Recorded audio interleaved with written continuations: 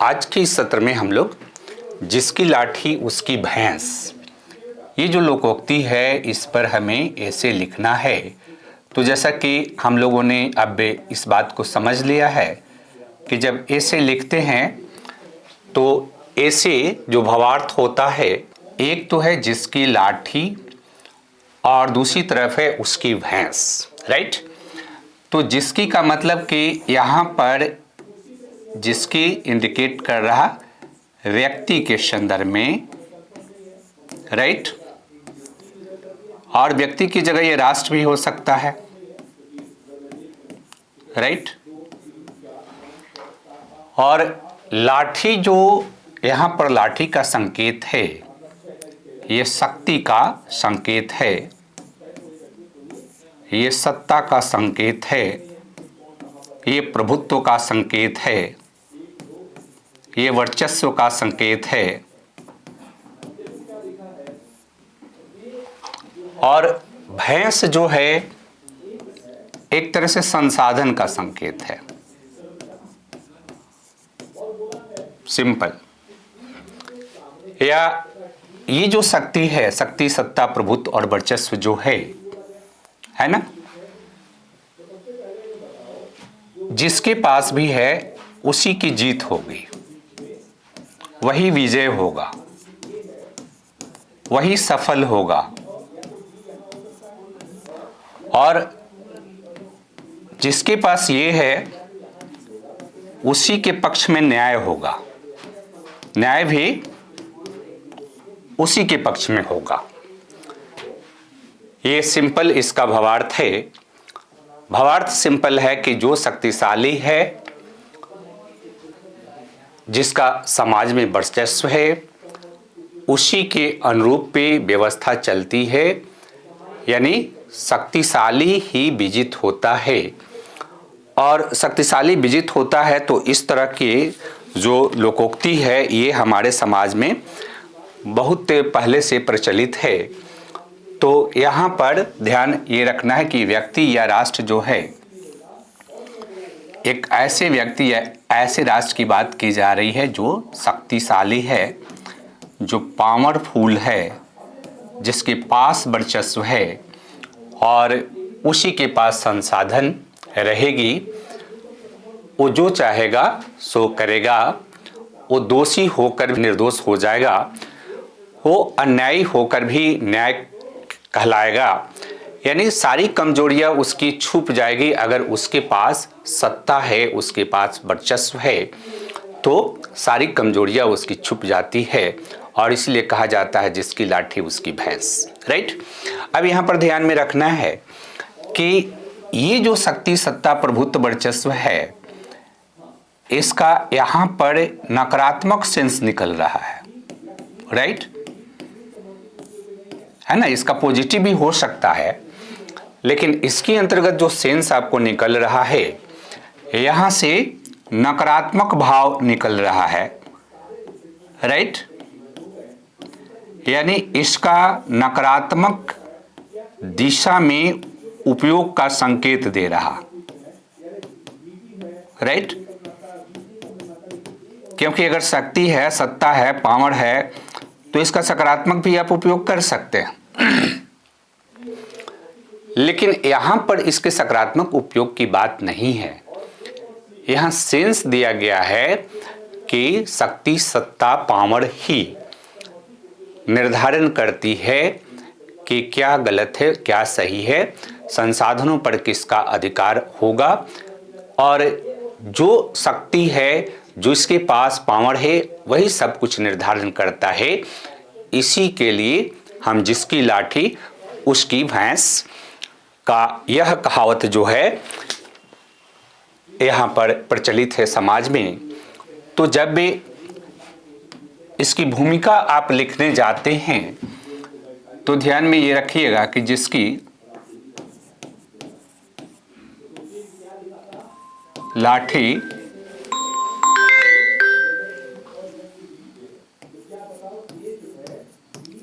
उसकी भैंस,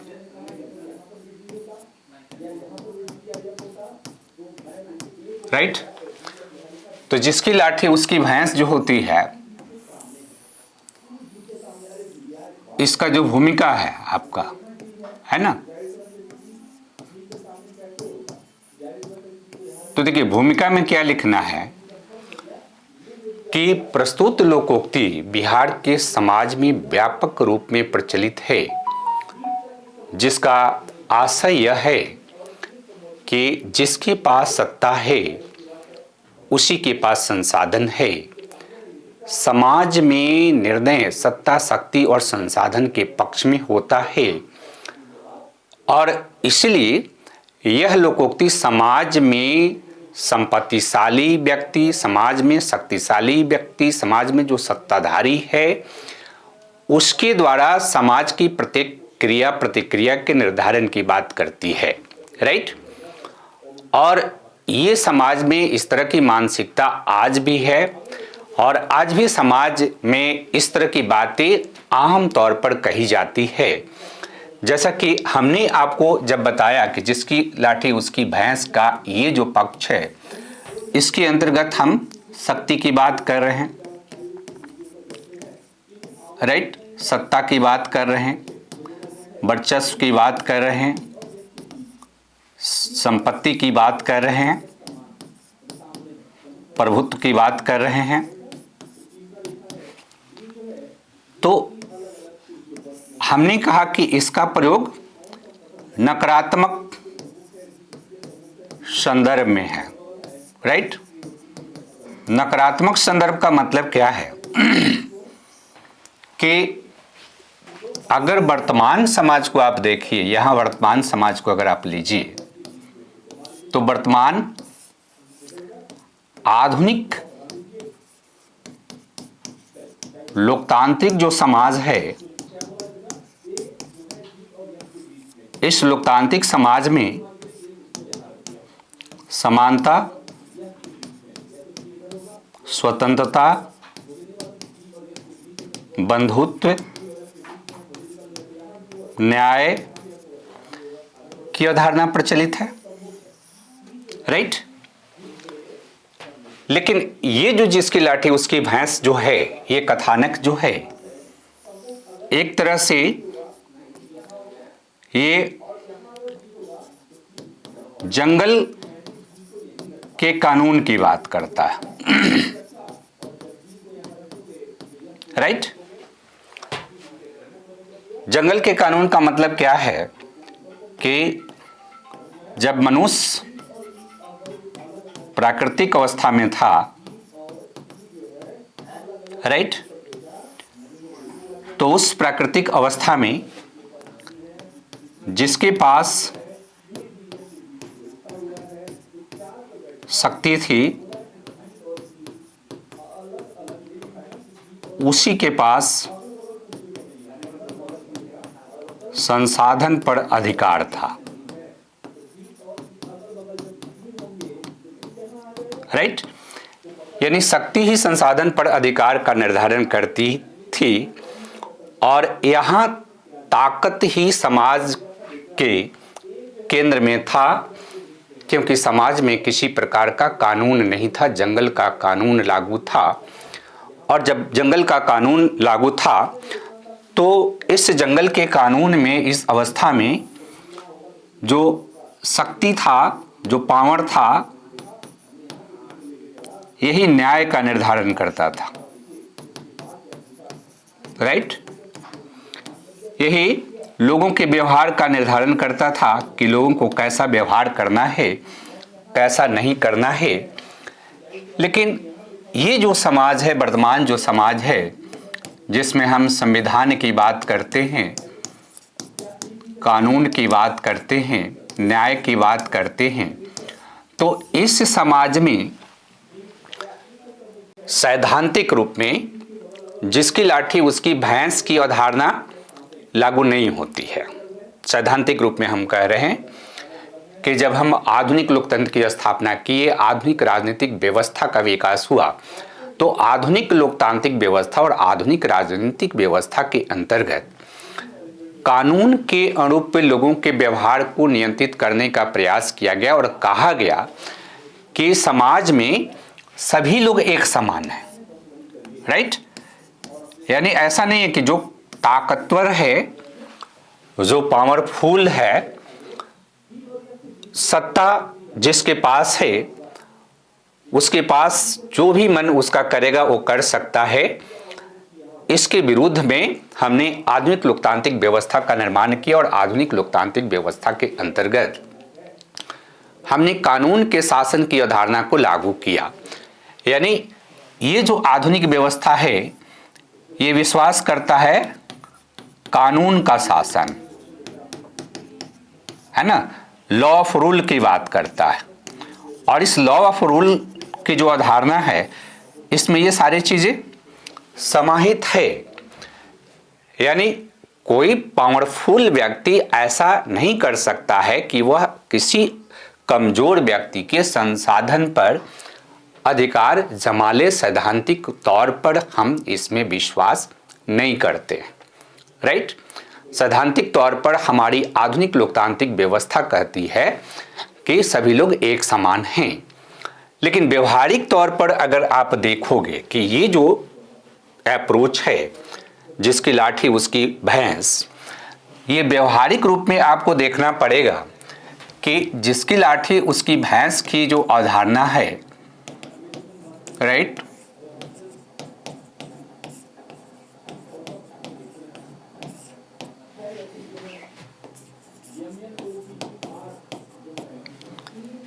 तो जिसकी लाठी उसकी भैंस की जो अवधारणा है, यह अवधारणा जो है हमने यहां आपको बताया कि ये अवधारणा एक तरह से जंगल के कानून पर आधारित है, राइट। या यहां प्राकृतिक कानून है। प्राकृतिक कानून क्या कहती है कि जो शक्तिशाली है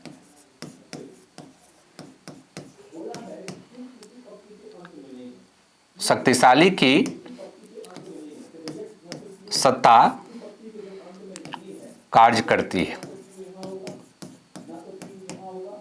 राइट। और जो आधुनिक कानून है, आधुनिक समाज है, ये कानून के राज की बात करती है, राइट। जिस कानून के राज के अंतर्गत, संविधान के अंतर्गत सबको समान अधिकार दिया गया है। लेकिन ये जो अवधारणा है इसके संदर्भ में कुछ सैद्धांतिक बात और भी आप ध्यान में रख सकते हैं। और इसके जो सिद्धांत हैं, कानून के राज का सिद्धांत, ये व्यवहार में लागू पूर्ण रूपेण नहीं हो रही है, राइट। अब देखो, ये जंगल का जो कानून है इसके संदर्भ में सैद्धांतिक रूप से दो चीजें इसके पक्ष में दे सकते हो कि एक जो है, चार्ल्स डार्विन ने ये जीवों के संदर्भ में ये जोग्यतम की उत्तरजीविता का सिद्धांत प्रतिपादित किया था। जोग्यतम की उत्तरजीविता का सिद्धांत, राइट। क्योंकि इसने ये बात ध्यान में रखना है कि जब हम प्राकृतिक कानून की बात करते हैं, और डार्विन ने जब जैविक सिद्धांत का प्रतिपादन किया तो उस जैविक सिद्धांत के अंतर्गत डार्विन ने कहा कि जीवों के बीच संघर्ष जो है, ये जीवों के बीच संघर्ष जो है ये नेचुरल लॉ है। जीवों के बीच संघर्ष ये प्राकृतिक नियम है, राइट। और इस प्राकृतिक नियम में वही जीव उत्तरजीवी होती है जिसमें ज्यादा योग्यता होती है, जिसमें ज्यादा संघर्ष करने की क्षमता होती है। तो एक तरह से ये जो रूल है जो जीव के संदर्भ में कह रहा, यानी अगर व्यक्ति पर लागू करें तो व्यक्ति जो शक्तिशाली है राइट, वही उत्तरजीवी है, यानी वही व्यक्ति क्या है, विजयी है या सफल है, या समाज में वही न्याय प्रदान कर सकता है, उसके कार्य ही सफल कार्य हैं। वह जो चाहेगा सो करेगा क्योंकि वो योग्य व्यक्ति है, राइट। और इस तरह की बातें जो है हमारे साहित्य से भी मिलती है इसके पक्ष में। जैसे आप देखो कि तुलसीदास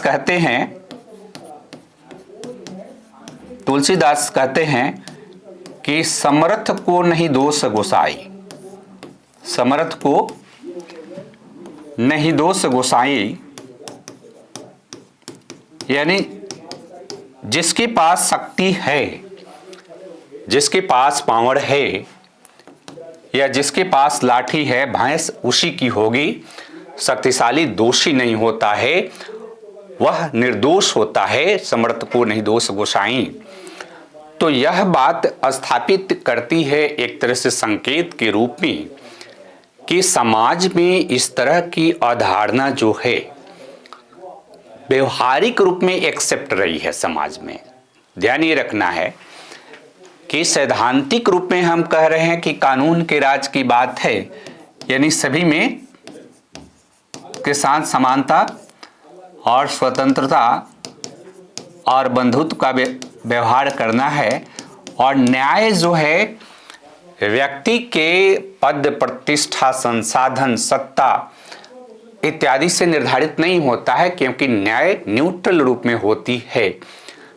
कोई भी व्यक्ति चाहे कितना भी शक्तिशाली क्यों न हो, अगर वो अपराध करता है तो उसके लिए सजा का प्रावधान संविधान करती है। भारत के संविधान में भी है और विश्व के अधिकांश लोकतांत्रिक संविधानों में ये व्यवस्था की गई है, लेकिन व्यवहारिक रूप में वह भी लागू नहीं हो रहा।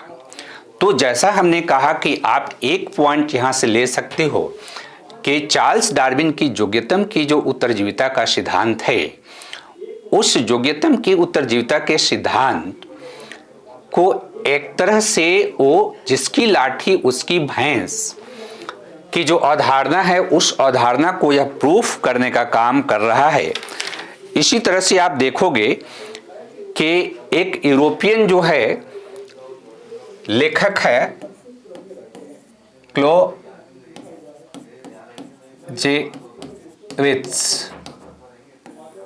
राइट। इसने एक पुस्तक लिखी, इसके पुस्तक का नाम है ऑन वार, राइट। और इस ऑन वार जो पुस्तक है, इसमें एक ये लैटिन जो साहित्य है उसमें एक अवधारणा प्रचलित है जिसका जिक्र इसने किया है। ये है विट्टी अस्टंट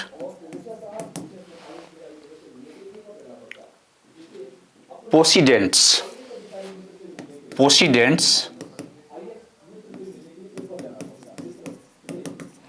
ये बीटी अस्टंट पोसिडेंस की अवधारणा का मतलब होता है जिसकी लाठी उसकी भैंस।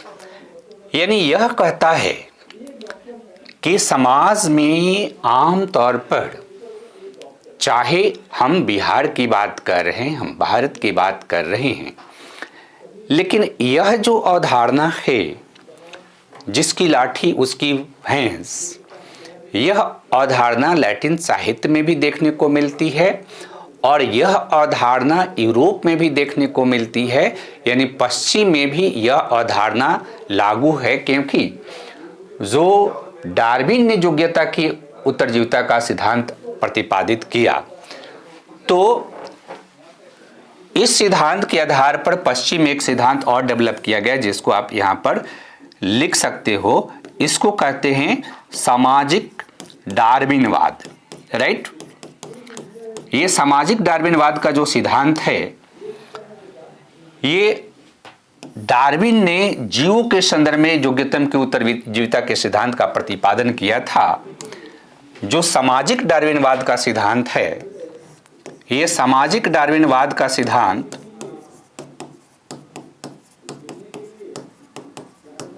ये जो सिद्धांत है, डार्विन के योग्यता की उत्तरजीविता का सिद्धांत जो है, यहाँ समाज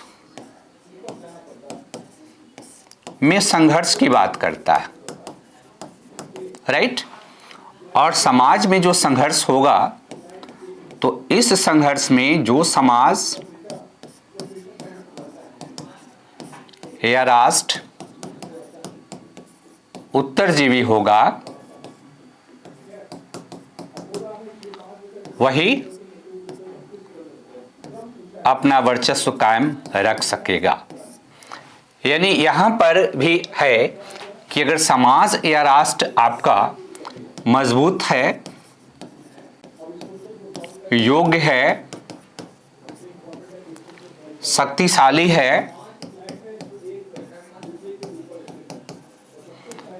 तो फिर उसके पास संसाधन होगा, राइट। और संसाधन होगा तो उसका विकास होगा। और इसी सामाजिक के डार्विनवाद के सिद्धांत पर मुसोलिनी का फांसीवाद और हिटलर का नाजीवाद, ये जो सिद्धांत था मुसोलिनी और हिटलर का, नाजीवाद और फांसीवाद का सिद्धांत, एक तरह से यह सिद्धांत जो है, जिसकी लाठी उसकी भैंस की अवधारणा पर आधारित थी, राइट। और इसलिए इन लोगों ने ये कॉन्सेप्ट डेवलप किया कि अगर हमारे राष्ट्र को विकसित करना है, राष्ट्र को मजबूत करना है, लोगों को मजबूत करना है, तो हमें खुद मजबूत होना पड़ेगा और हमें अपना वर्चस्व जो है दूसरे पर स्थापित करना पड़ेगा। क्योंकि समाज जो है, जिसके पास ताकत होती है, समाज उसी को सलाम करता है, उसी को सम्मान देता है, उसी की इज्जत होती है। तो यहाँ भी यह अवधारणा, आप इस पूरी अवधारणा में आप देखोगे कि इन लोगों की जो मानसिकता थी, यह मानसिकता जिसकी लाठी उसकी भैंस की अवधारणा पर आधारित थी। और वर्तमान में आप देखो, आप कई एग्जाम्पल ले सकते हो। जैसे वर्तमान में अगर आप एग्जाम्पल देने का प्रयास करो वर्तमान में, तो आप चीन का उदाहरण दे सकते हो, ठीक है। और चीन का उदाहरण दक्षिण एशिया के संदर्भ में दे सकते हो, राइट। और दक्षिण पूर्व एशिया के संदर्भ में भी आप दे सकते हो। ये दक्षिण एशिया और दक्षिण पूर्व एशिया के संदर्भ में चीन एज ए राष्ट्र, तो चीन की जो नीति है, जो चीन की पॉलिसी है, ये जिसकी लाठी उसकी भैंस, जिसकी लाठी उसकी भैंस की पॉलिसी पर आधारित है। क्यों पॉलिसी पर आधारित है?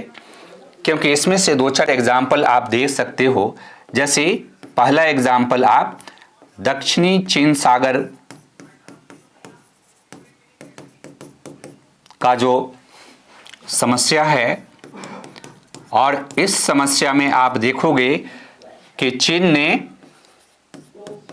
फिलीपींस जो है के द्वीप पर अधिकार कर लिया, और कई ऐसे द्वीप हैं दक्षिण चीन सागर में जिसके ऊपर चीन जो है अपने वर्चस्व की स्थापना करने का प्रयास कर रहा है। और इसके संदर्भ में चीन अंतर्राष्ट्रीय कानून को नहीं मान रहा है, क्योंकि संयुक्त राष्ट्र के जो निर्देश आए इसके संदर्भ में, उस निर्देश का पालन चीन ने नहीं किया है। तो चीन यहाँ जिसकी लाठी उसकी भैंस की अवधारणा पर काम कर रहा है। दूसरा एग्जाम्पल चीन के संदर्भ में आप देखोगे तो चीन ने वियतनाम युद्ध के समय ही वियतनाम के कुछ द्वीपों पर अपना वर्चस्व स्थापित करने का दावा किया और वहां भी चीन अपने आप को इस तरह से वर्चस्व स्थापित कर रहा है। फिर अगर बात करें ताइवान का मुद्दा, तो ताइवान के संदर्भ में चीन एकल चीनी नीति पर फोकस कर रहा है। एकल चीनी नीति का मतलब है कि ताइवान जो है चीन का भाग है, वह ताइवान की संप्रभुता को स्वीकार नहीं करता है और ताइवान की संप्रभुता को स्वीकार नहीं करता है। तो एक तरह से चीन क्या कर रहा कि जिसकी लाठी उसकी भैंस की जो अवधारणा है उस अवधारणा पर काम कर रहा है और यह दिखाने का प्रयास भी कर रहा है कि समर्थ को नहीं दोष गोसाई, यानी जो मजबूत है, जो वर्चस्व में है, उस वर्चस्व वाले का ही अल्टीमेटली विजय होगा, वही जीत हासिल करेगा। या आप देखोगे कि दक्षिण एशिया के संदर्भ में भी अगर आप पॉलिसी देखोगे तो पूरे दक्षिण एशिया के संदर्भ में चीन की जो पॉलिसी है, जैसे भारत के संदर्भ में आप देखो कि भारत का ऑक्साइड चीन जो है, इस ऑक्साइड चीन पर चीन ने कब्जा कर लिया है। अरुणाचल प्रदेश जो है, इसके कई बड़े भाग पर चीन जो है अपने अधिकार का दावा करता है। आप देखो कि भूटान के साथ चीन का जो संघर्ष हुआ उसमें भी चीन उसी तरह की नीति का पालन किया। आप देखो कि तिब्बत के संदर्भ में भी चीन का जो ये नीति है वह भी उसकी नीति को जिसकी लाठी उसकी भैंस के रूप में दिखा रहा। और चीन का एक और पॉलिसी है पर्ल ऑफ रिंग। तो पर्ल ऑफ रिंग की जो पॉलिसी है चीन की, यह पर्ल ऑफ रिंग की पॉलिसी भी जो है यह दिखाता है कि जिसकी लाठी उसकी भैंस, राइट। तो एक तो आप चीन का ये उदाहरण आप दे सकते हो क्योंकि ये बड़ा सटीक उदाहरण है। दूसरा अगर आप देखो अफगानिस्तान के संदर्भ में, आप देखो कि अफगानिस्तान में तालिबान है ना, तालिबान को अमेरिका और पश्चिम देशों ने आतंकवादी समूह घोषित कर दिया था, है ना, एक आतंकवादी समूह है। लेकिन हाल में तालिबान ने क्या किया है कि तालिबान ने अफगानिस्तान पर नियंत्रण स्थापित कर लिया है, अफगानिस्तान पर कब्जा कर लिया है। और तालिबान ने अफगानिस्तान पर कब्जा कर लिया है तो इसका मतलब क्या है कि अब यहाँ तालिबान जो है, जिसको हम आतंकवादी समूह के रूप में जिसको डिक्लेयर करके रखे हुए थे, लेकिन अब वही सत्ताधारी बन गया। तो सत्ताधारी बन गया तो अब विश्व के देश जो है एक आतंकवादी समूह को राज्य सत्ताधारी समूह के रूप में एक्सेप्ट कर रहे हैं। तो ये जिसकी लाठी उसकी भैंस का उदाहरण है, उदाहरण प्रस्तुत कर रहा है, जिसकी लाठी उसकी भैंस का उदाहरण, राइट। यानी जिसके पास ताकत होगा, सत्ता उसी के पास रहेगी। और ये उदाहरण आपको यहां पर दिखाई दे रहा। अगर आप पे अंतर्राष्ट्रीय स्तर पर आप देखोगे, अंतर्राष्ट्रीय लेवल पर और आप देख लो कि अमेरिका की जो नीति है ना, अमेरिका की नीति, और अमेरिका जो है एक तरह से पश्चिम एशिया में आप देखो कि अमेरिका ने इराक पर अटैक करके इराक पर वर्चस्व अपना कायम किया। और पश्चिम एशिया की जो राजनीति है, जिसमें इजराइल फिलिस्तीन के बीच भी जो संघर्ष है, उसमें इजराइल अमेरिका द्वारा सपोर्टेड है और अमेरिका द्वारा सपोर्टेड है और उसके माध्यम से वो वर्चस्व स्थापित करने का प्रयास करता है। तो यह भी एक जिसकी लाठी उसकी भैंस की अवधारणा को रेखांकित करता है। और इसके साथ साथ अगर आप देखोगे कि यहाँ पर जो रूस और यूक्रेन के बीच का युद्ध है, रूस एवं यूक्रेन, के बीच का जो संघर्ष है, तो आप पहले ही जान लो कि रूस ने क्रीमिया जो कि यूक्रेन में था उस पर अधिकार कर लिया और अब लोग उसकी मान्यता दे चुके हैं। तो इंटरनेशनल स्तर पर पॉलिटिकल जो एरिना है, उस पॉलिटिकल एरिना में जिसकी लाठी उसकी भैंस की अवधारणा लागू होती है। यह सबसे बेस्ट उदाहरण आप इसमें देख सकते हो कि संयुक्त राष्ट्र जो संघ है, तो संयुक्त राष्ट्र संघ के अंतर्गत जो वीटो प्राप्त देश हैं ये 5 हैं और इनके बीच जब इनके जो खुद के इंटरेस्ट के लिए कोई क्लैश होता है तो ये अपने शक्ति का इस्तेमाल करके और फिर अपनी लाठी के वर्चस्व को स्थापित करके और निर्णय को अपने पक्ष में एक तरह से मोड़ने का प्रयास करते हैं। तो एक तो एग्जाम्पल आप यहां से दे सकते हो। दूसरा कि जिसकी लाठी भैंस का जो उदाहरण है,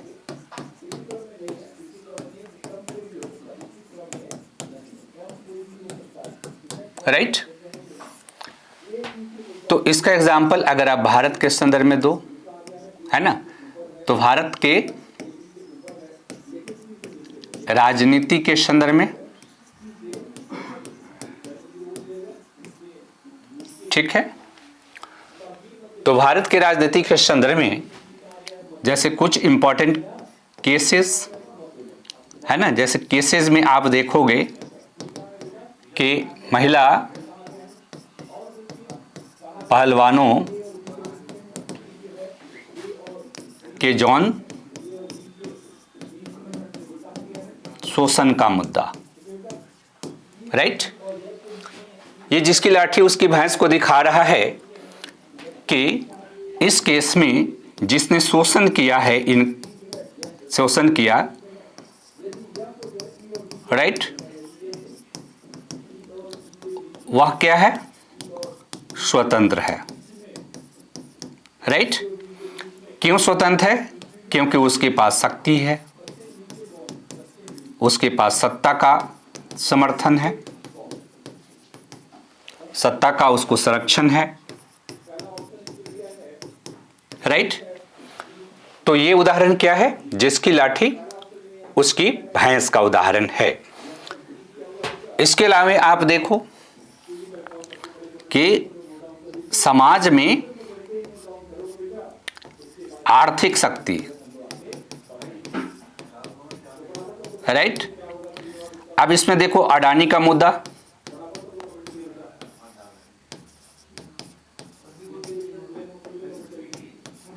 राइट, अडानी पर भ्रष्टाचार का आरोप लगा,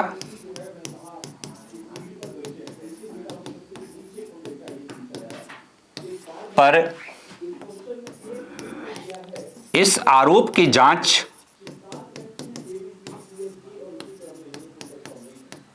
भी स्पष्ट तौर पर ठीक ढंग से नहीं किया जा रहा,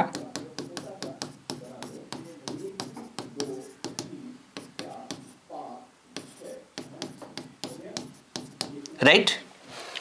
इसके बाद भारतीय राजनीति के संदर्भ में भ्रष्टाचार का मुद्दा, तो जो राजनीतिक दल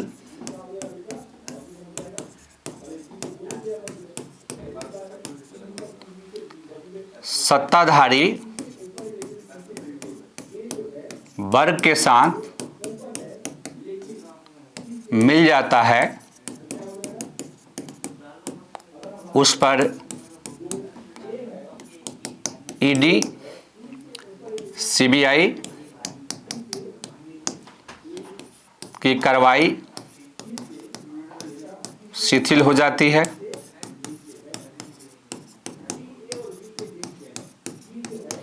तो ये क्या है? जिसकी लाठी उसकी भैंस है।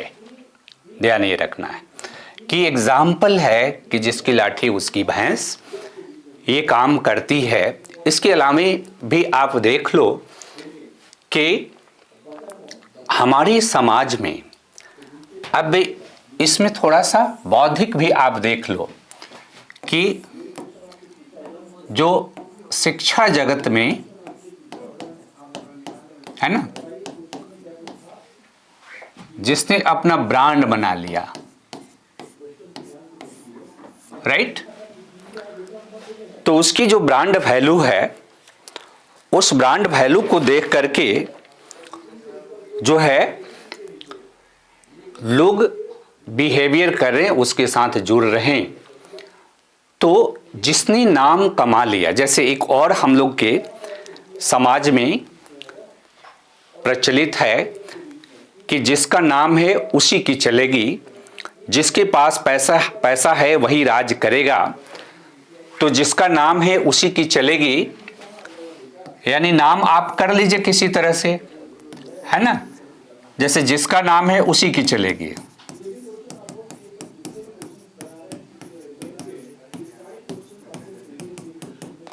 या जिसके पास पैसा है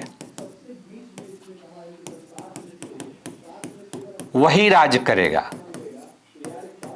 ये लोकतंत्र में ये तो एकदम पूरी तरह स्थापित हो गया है, क्योंकि आप देखो भारतीय राजनीति में, भारतीय चुनाव पद्धति के अंतर्गत आप देखोगे तो भारतीय चुनाव पद्धति के अंतर्गत जिससे दल के पास ज़्यादा पैसा खर्च करने का साधन है, जिस व्यक्ति के पास चुनाव में ज़्यादा पैसा खर्च करने की क्षमता है, वह चुनाव भी जीत जा रहा है। यानी लोकतांत्रिक व्यवस्था में भी जिसके पास शक्ति और साधन है वह जनता के सामने अपने विकल्प को ठीक ढंग से रख रहा, और जनता को ठीक ढंग से अपने विकल्प को रख रहा, तो वह एक तरह से जिसकी लाठी उसकी भैंस का उदाहरण है। या फिर आप देखो कि लोकतांत्रिक व्यवस्था में सरकार का जो व्यवहार है, सरकारों का व्यवहार है ना, तो सरकारों का व्यवहार में आप देखो कि यहाँ पर जैसे अगर केंद्र सरकार की बात करें तो केंद्र सरकार ने कृषि कानून पारित किया, है ना, और आपको मालूम है कि इस कृषि कानून का विरोध किसान संगठनों ने किया, और किसान संगठन जो है उस पे पुलिस की लाठी चार्ज। तो यह भी क्या है, जिसकी लाठी उसकी भैंस का उदाहरण दे रहा है। या आप देखो कि छात्र आंदोलन को किस तरह से दबाया जा रहा है ना। तो छात्र आंदोलन जो है, जिस भी मुद्दे को लेकर के छात्र आंदोलन हो रहा, यानी पेपर लीक का मामला, ठीक है, पेपर लीक का मामला, ये भारत में एक तरह से राष्ट्रीय मुद्दा बन गया है कि अधिकांश जगह पर पेपर लीक हो रहे हैं, उसके विरुद्ध में छात्र जो है आंदोलन कर रहे हैं। छात्र जो है न्यायपालिका से न्याय लेने का प्रयास कर रहे हैं। लेकिन आप देखो, चाहे नीट का मामला हो या स्टेट में कहीं भी कोई मामला हो, वहाँ पर न्याय नहीं मिल रही है, और न्याय जो मिल रही है वो न्याय होते दिख नहीं रही है। तो यह भी क्या है कि जिसकी लाठी उसकी भैंस का उदाहरण है ना, कि आपको न्याय जो है, जो कहा जा रहा कि इस तरह से न्याय मिल गया, तो वास्तव में न्याय मिलने में भी संसाधन की बहुत बड़ी भूमिका है। क्योंकि हमारे यहाँ क्या है कि न्यायपालिका से न्याय जो आपको मिले, तो न्याय कैसे मिलेगा, तो न्याय के लिए फिर आपको संसाधन लगाना पड़ेगा, राइट। इसमें पैसा भी चाहिए, बेहतर वकील भी चाहिए, आपके पास साक्ष्य भी चाहिए, राइट। सरकार के विरुद्ध में आप साक्ष्य कैसे लाएंगे, और सरकार के विरुद्ध अगर साक्ष्य लाएंगे और सरकार ही आपके विरुद्ध में है, तो सरकार वहाँ पर कुचल देती है। और इसलिए यहाँ भी सरकार, सत्ता जिसके पास है, यानी जिसके पास लाठी है, उसके विरुद्ध में निर्णय प्राप्त करना बहुत कठिन है। इसी तरह से अगर आप ग्रामीण समाज में अगर देखिएगा तो ग्रामीण समाज में कुछ जातियों को कहा जाता है कि प्रभु जाति होते हैं, डोमिनेंट कास्ट होते हैं, राइट। और डोमिनेंट कास्ट के बारे में है, ये स्टडी भी है कि ग्रामीण समाज में डोमिनेंट कास्ट की ही चलती है, राइट। यानी डोमिनेंट कास्ट ही निर्णय करता है किसी भी विषय वस्तु के संदर्भ में, किसी भी झगड़े के संदर्भ में डोमिनेंट कास्ट ही यहाँ पर निर्णय लेता है कि क्या सही है और क्या गलत है, और उसकी सत्ता ही चलती है। वही एक तरह से आपके व्यवहार का निर्धारण करता है, व्यवहार का नियंत्रण करता है और उसकी चलती है, राइट। उसी तरह से आप यहाँ पर देखोगे कि बहुत सारे जो हमारे यहाँ धर्म के नाम पर अंधविश्वास फैलाने वाले बाबा हैं, है ना।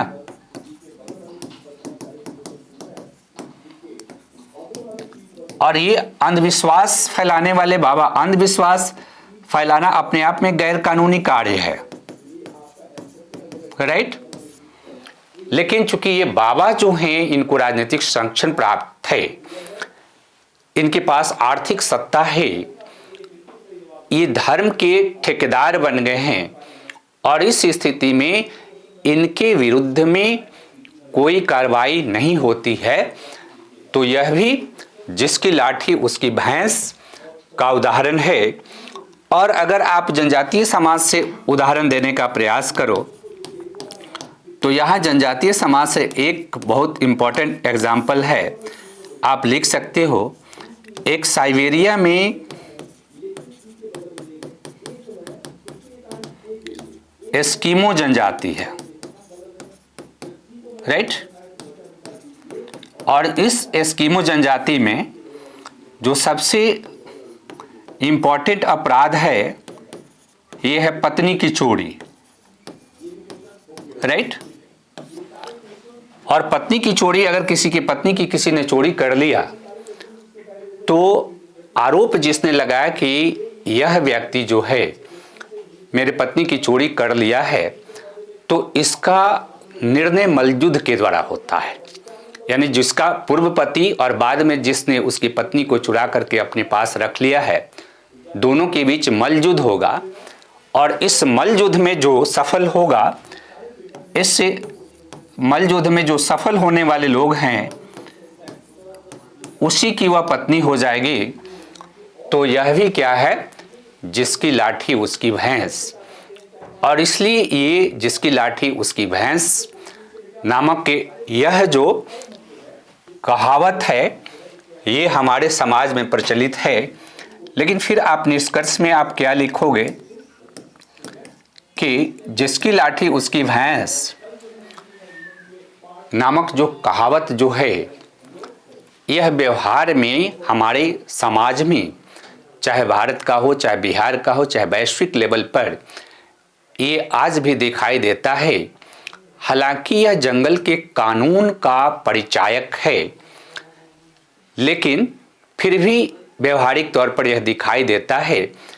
किंतु अगर हम समाज को कानून एवं संविधान के राज के रूप में, वास्तविक रूप में रूपांतरित करना चाहते हैं, तो जिसकी लाठी उसकी भैंस की अवधारणा को समाप्त किया जाना चाहिए और वास्तविक अर्थ में कानून के राज को स्थापित कर सभी को समानता, स्वतंत्रता और बंधुत्व का अधिकार, एक समान अधिकार दिया जाना चाहिए। क्योंकि यह जिसकी लाठी उसकी भैंस का उदाहरण जो है एक जंगल राज का उदाहरण है। और हम सभ्य समाज में इस प्रकार की व्यवस्था न तो सैद्धांतिक रूप में और न ही व्यवहारिक रूप में उपयुक्त है।